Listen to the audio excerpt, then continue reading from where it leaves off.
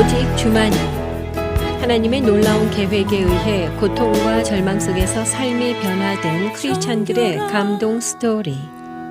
그릇 되게 하소서.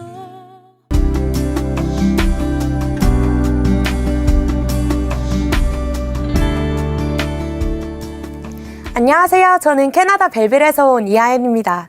저는 캐나다에 살면서 저를 있는 그대로 받아주는 문화가 너무 좋았는데요. 그래서 저도 그 문화에 쏙 빠져들어 친구들이 무엇을 하든지 제게 피해만 주지 않는다면 무조건 다 받아주고 존중해줬어요. 그것이 마약이 됐든 동성애가 됐든 말이에요. 그런 제가 부활하신 예수님을 만나 제 기준으로 무엇이 불법인지 합법인지 판단하는 것이 아닌 오직 하나님의 기준으로 살게 된 간증을 나누고자 합니다. 저는 모태신앙으로 태어나 중2 때까지 한국에서 신앙생활을 하다가 캐나다로 이민을 가게 됐어요. 저는 캐나다에 가면서 걱정이 하나 있었는데요. 제가 영어를 못한다는 것이었어요.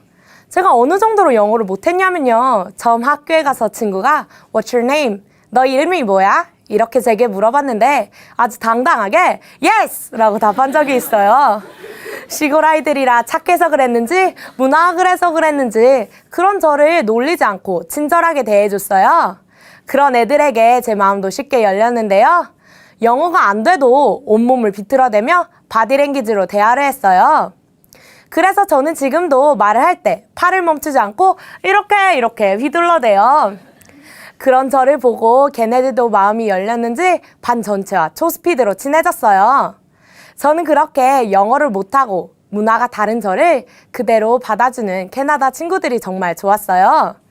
캐나다 사람들은 정말 편견이 없어 보였어요.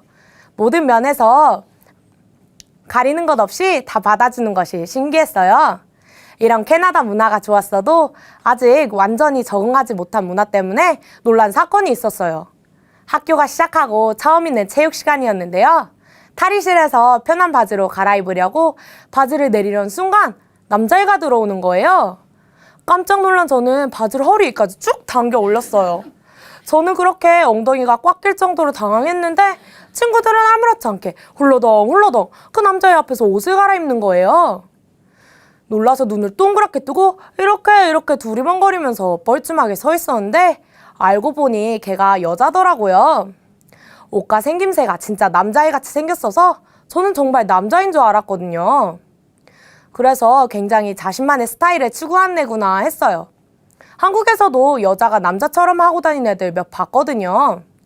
저도 걔가 그런 애인 줄 알았는데 몇 달 후에 걔가 남자같이 하고 다니는 진짜 이유를 알게 됐어요. 걔는 예쁜 여자아이를 사귀는 레즈비언이더라고요. 저는 그렇게 처음 동성 커플을 접하게 됐어요. 친구들과 선생님들은 걔네들이 사귄다는 것을 예쁘게 봐주셨어요. 저는 처음에 둘을 봤을 때 정말 이상했거든요. 걔네들과 얘기하는 게 많이 어색할 정도로요. 또 저희 학교에는 게이 선생님 2분이 계셨는데요. 한 분은 남자 교장 선생님이셨어요. 교장 선생님은 전교생 조회 시간에 자신의 남편에 대해 언급하셨는데요. 저는 남자끼리 결혼한다는 것에도 많이 놀랐지만 자신이 게이라는 것을 그렇게 당당하게 말한다는 것에 더 놀랐어요. 한국에선 교장 선생님이 공식 석상에서 동성애자라고 밝힌다는 것이 있을 수 없는 일이잖아요. 친구들과 선생님들은 그런 게 이미 일상화가 되었는지 그 누구도 남자끼리 결혼한다는 것을 이상하게 여기지 않고 교장 선생님이 남편에 대해 말하는 것에도 아무렇지 않게 받아들였어요. 그 스토리에만 집중을 하고 다 같이 웃는 게 정말 신기했어요. 제가 8학년, 그러니까 중학교 2학년 때 우리 반에서 성교육을 받게 됐는데요. 예전에 제가 한국에서 받은 성교육과는 차원이 달랐어요. 제가 받은 성교육은 사람의 몸에 대한 그런 상식적인 것을 배웠거든요. 캐나다는 동성애에 대해 편견 없이 받아들이게 하는 것도 성교육의 일부분이에요. 그래서 동성과 이성이 어떻게 성관계를 맺는지, 어떻게 안전하게 하는지 둘 다 교육받게 돼요. 예를 들면 성관계를 설명할 때 남자, 여자, 여자끼리 관계를 가질 수 있으며 그것이 결코 이상한 것이 아니라고 가르쳤어요. 아주 구체적으로요. 저는 동성애를 하고 싶지도 별로 알고 싶지도 않았지만 그것도 캐나다 문화라며 그대로 받아들였어요. 사람들은 서로 다 다르다는 것을 알게 됐고 그런 개인을 인정하고 보호해야 하는구나 라고 생각하게 됐어요. 캐나다에서 고등학교에 들어가면 인권 보호에 대한 법을 배우는 시간이 있는데 차별 없는 사회를 만들자는 목적으로 만들어진 법이라고 해요. 캐나다는 다양한 종교가 있으니 자신만의 종교가 옳다고 하면 안 된다고 하더라고요. 또 종교라는 이름 아래 남을 싫어하거나 다른 사람이 듣기에 불쾌한 발언을 하게 되면 법으로 처벌이 가능하다고 배워서 저는 절대 기독교에 대해 언급하지 말아야겠다고 생각했어요. 고등학교로 진학하면서 학교에서 하는 특별한 예술 프로그램에 들어가 다양한 친구들을 많이 만났어요. 저는 워낙 외향적이어서 이리 가서 하이 저리 가서 하이 이러다 보니까 많은 그룹의 친구들과 친하게 됐어요. 서로 있는 그대로 다 받아주는 환경에 있다 보니까 저도 저와 다른 친구들을 그대로 다 받아주고 똑같이 대해줘야겠다고 생각하며 그렇게 해줬어요. 친한 애는 아니지만 그래도 가끔씩 얘기도 나누고 프로젝트도 같이 한 애가 대마초를 피고 눈이 빨개가지고 이런 표정을 지으며 교실에 들어왔는데 저는 전혀 상관하지 않았어요. 왜냐면 전 그만큼 남의 취향과 사생활을 존중하는 자유로운 영혼이었으니까요. 학년이 올라갈수록 이런 애들이 많아졌는데요. 동성애나 양성애를 즐기는 애들도 늘어났고요. 이런 환경에 있다 보니까 저도 자연스럽게 많은 생각들이 들었어요. 파티에 가서 이성을 좋아하는 여자애들이지만 재미로 여자한테 키스하는 친구들을 자주 봤어요. 술만 마셨다 하면 여자에게 키스하는 여자애가 있는데 저도 한 번 당한 적이 있어요. 처음에는 이상했는데 시간이 지날수록 익숙해지더라고요. 언제는 술에 취해서 양성애자라고 고백한 여자친구에게 제가 키스를 할 뻔한 적도 있어요. 우리 학교는 사물함이 다 모여 있는데 그곳은 모든 문란함의 집합소였어요. 사물함이 있는 곳에서 남자끼리 키스하고 아무것도 아닌 일인데 대마초에 취해서 배꼽 빠지도록 웃기도 하고 사물함이 있는 곳에서 대마초를 사고 팔기도 하고요. 저는 그런 거를 다 알고 있었어도 눈을 감아줬어요. 왜냐면 제가 별로 상관할 일이 아니었으니까요. 저한테 피해주는 일은 아니잖아요. 그런데 교회에 가면 누가 뭐라 하지 않아도 제 마음은 너무 불편했어요. 교회 사람들이나 제 가족은 제가 이런 친구들과 어울리고 그런 행동을 했었다는 것을 몰랐음에도 그들의 시선이 따갑게만 느껴졌어요. 교회에만 가면 불타는 금요일에 했던 일들을 회개해야만 할 것 같고 하나님 죄송해요 하며 질질 짜야 될 것 같은데 솔직히 저는 제가 했던 일들에 대해 부끄럽거나 죄책감 같은 게 전혀 안 들었거든요. 게다가 학교에서는 기독교인들에 대한 인식이 너무 안 좋았어요. 기독교인인 것을 티를 내면 멍청하다고 생각하거나 놀림거리가 됐거든요. 그래서 저는 모태신앙임에도 불구하고 친구들 앞에서 한 번도 식사기도 하는 것을 보여준 적이 없어요. 그런 제게 교회에서 선포되는 말씀은 저와 친구들을 죄인이라고 하는 것 같았어요. 그런 하나님을 믿는 교인들과 부모님, 교회 다 싫어졌어요. 그래서 저는 교회 나가는 것을 엄청 싫어했어요. 부모님께도 교회 안 나가겠다고 그렇게 말씀드렸지만 부모님께서 너무 당황해하시고 많이 우셔서 억지로 제 몸을 끌고 교회에 나갔어요. 그런데 어느 날부터 교회 예배 방식이 조금 바뀌었어요. 전에는 목사님만 계속 설교를 하셨는데 한 사람 한 사람 앞에 나가서 간증 발표를 하는 거예요. 특이한 설교 방식이 제 이목을 집중시켰는데요. 제가 말씀을 들어봐야겠다. 확실하게 마음을 먹은 결정적인 이유는 엄마의 간증이었어요. 근래에 엄마가 많이 바뀌셨구나 했는데 이 정도인지 몰랐거든요. 우리 부모님은 캐나다에서 조금 큰 편의점을 하시는데요. 가게가 좀 크다 보니까 물건 훔쳐가는 사람도 꽤 있었어요. 엄마는 누군가가 껌 한 통을 훔쳐가면 몇 날 며칠 그 껌 때문에 엄청 분해하고 억울해하셨거든요.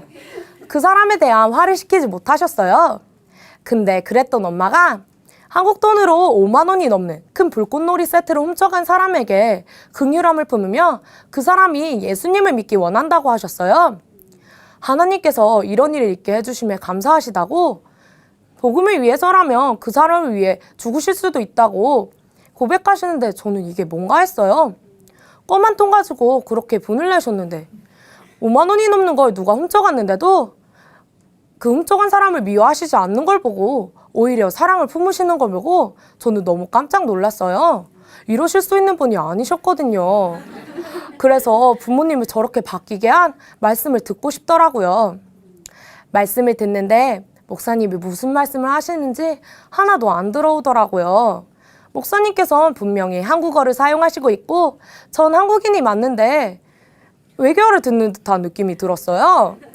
목사님은 부활, 부활, 부활 이러시는데 도통 무슨 말씀을 하시는지 제 머리에 하나도 안 들어오더라고요.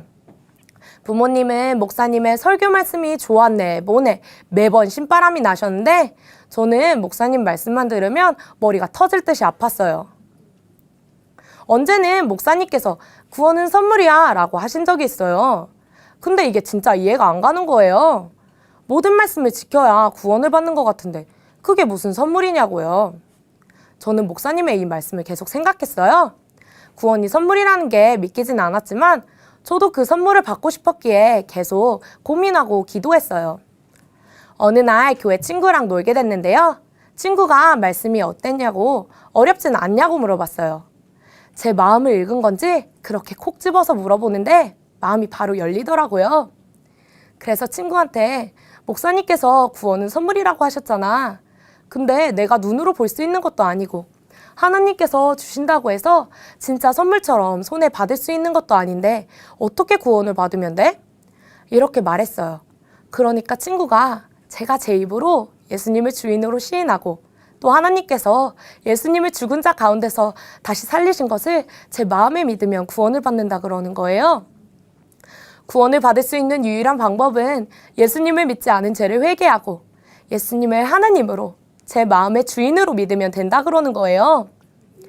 근데 하나님께서 그렇게 예수님을 하나님으로 주인으로 믿을 수 있는 그 증거를 주셨다는 거예요. 그게 바로 부활이라고 했어요. 부활하신 예수님을 보고 제자들이 변한 것처럼 부활하신 예수님을 믿고 엄마가 변하신 거였어요. 부활하신 걸 보니까 예수님이 진짜 하나님이시더라고요. 저를 지으신 창조주요. 그 창조주가 저희 죄를 위해 죽으시고 내가 믿을 수 있도록 부활하셨는데도 저는 예수님을 하나님으로 주인으로 믿지 않고 있었어요. 이런 제 모습을 보니까 손이 떨리고 다리가 떨렸어요.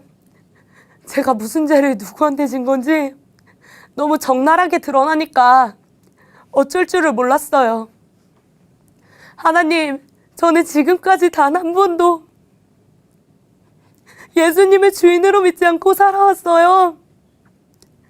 하나님께서 저를 위해 예수님을 보내주시고 십자가에 죽으시고 부활하셔서 믿을 수 있게 해놓으셨는데도 저는 믿지 않고 있었어요. 하나님, 더 이상 예수님께서 이뤄놓으신 것을 저참이 무시하는 죄인으로 살지 않겠습니다. 하나님, 잘못했어요. 용서해 주세요. 예수님을 주인으로 믿겠습니다. 예수님만이 저희 주인이시고 하나님이십니다. 그동안 예수님을 믿지 않아서 제가 주인 되었고 제 생각이 하나님의 말씀보다 더 위에 올라가 있었던 거였어요. 예수님을 믿지 않아서 하나님의 말씀이 틀렸다고, 성경은 이 시대와 맞지 않는다고 싫어했던 거였어요. 예수님이 계셔야 할 자리에 지식이 있었고 친구가 있었고 쾌락이 있었어요. 하지만 예수님이 주인 되시니까 저의 생각이 완전히 달라졌습니다. 그동안 제가 아무렇지 않게 생각했던 캐나다의 현실이 보였어요. 예전에 학교에서 되게 귀엽다고 나랑 뽀뽀하고 싶다고 뒤에서 수군거리던 동성애자인 여자애들의 말을 들으면서도 저는 그 애들의 말에 불쾌감을 표시할 수가 없었어요. 그러면 제가 그들을 차별하는 게 되거든요. 사실 제 마음에서 그들을 차별하지 말아야 한다는 생각에 젖어 있어서 아무렇지 않았고 오히려 그들에게 매력적으로 보인다는 것에 기분이 좋았던 기억이 났어요. 갑자기 아찔하더라고요. 나도 언제든지 동성애에 빠질 수 있겠구나 싶었거든요. 근데 이것보다 더 아찔한 것은 그런 상황이 오더라도 그 누구도 어떤 법도 그런 저를 붙잡아 줄 수 없다는 거였어요. 그걸 알게 되니 와, 나 진짜 살았네. 하나님께 너무 감사했어요. 이런 사실들을 알게 되니까 예수님을 믿으면 이런 위험한 상황에서 빠져나올 수 있고 구원을 받을 수 있는 건데 그걸 말하지 못하는 이 현실이 너무 답답했어요. 그런 제게 하나님께서 말할 수 있는 기회를 주셨습니다. 저는 친구들과 항상 학생회실에서 점심을 먹었는데 어느 날 친구가 이번 주 금요일 날 파티하니까 올 수 있냐고 물어왔어요. 그래서 저는 이제 예수님을 믿어서 술도 안 마시고 파티에도 안 간다고 말했어요. 그러니까 그 옆에 있던 친구가 자신도 교회를 다니고 부모님도 교회를 다니시는데 성경에 파티 가면 안 된다고 한 적이 없다고 그러는 거예요. 그러면서 그 친구의 교회는 목사님이 게이여도 상관이 없고 동성애가 안 된다고 하지 않는 개방적인 교회라며 자랑을 하는 거예요. 어차피 성경에 나오는 모든 말씀이 다 진짜라고는 믿지 못하겠다고 하더라고요. 저는 너무 놀랐어요. 기독교인을 싫어하는 학교 분위기를 알 텐데 당당하게 기독교인이라고 말하는 친구에게도 놀랐지만 예수님을 믿는다고 하면서 어떻게 저런 말을 하지? 생각이 드니 너 예수님을 믿는다고 하면서 성경이 틀리다고 말할 수 있어? 예수님이 부활하셨어. 그래서 성경의 모든 말씀에 다 아멘할 수 있는 거야. 너가 믿는다고 말하지만 사실 믿는 게 아닌 거잖아. 제가 말하면서도 예전 같았으면 제가 저 아이처럼 말하거나 다른 사람이 그런 말을 하더라도 그냥 가만히 있었을 거예요. 근데 너무도 당연하게 부활하신 예수님을 통해서 성경의 모든 말씀이 다 진짜고 믿을 수 있는 거라고 자연스럽게 말하는 제가 너무 신기했어요. 그런 저희의 대화를 듣던 다른 친구가 너네 왜 이런 얘기를 학교에서 해? 그만하라면서 불쾌하다는 듯 나가버리더라고요. 불쾌감을 느낀 친구가 그렇게 나가버리니 분위기가 갑자기 무거워졌어요. 그 인권법 때문에 그때 그 친구가 저를 고소했으면 저는 잡혀갈 수도 있고 학교에서 잘릴 수 있는 상황인 건데 예수님께 꽂히니까 다른 건 아무것도 안 보이더라고요. 저는 계속 하늘의 기쁨으로 복음을 담대하게 전했습니다. 지금도 캐나다는 동성애가 죄라고 하나님의 말씀만이 진리라고 말할 수 없는 상황이에요. 부활하신 예수님을 만나지 못했더라면 저는 아직도 친구들이 마약을 하든 동성애를 하든 양성애를 하든 그대로 받아들이고 그들을 이해하려고 노력했을 거예요. 그러나 이제는 그런 저의 중심이 하나님보다 더 위에 서서 세상 기준이 맞다고 말하며 하나님의 말씀을 대적하는 악한 모습임을 알기 때문에 오직 하나님의 기준으로 사는 삶을 살게 되었어요. 영혼을 구하는 사명을 위해 사는 제가 되었고요. 저는 지금도 예수님을 주인으로 믿지 못하는 친구들을 위해 간절히 기도하고 있어요. 제 삶으로 복음을 전하고 있고요.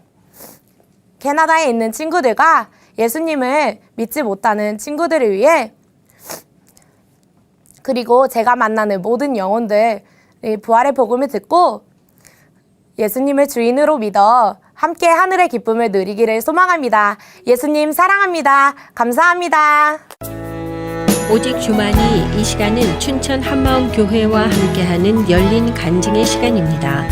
신앙 간증을 다시 듣기 원하시는 분들은 방송국 전화 847-583의 영원 구원번호로 연락 주시기 바랍니다. 모양이 금그릇은 그릇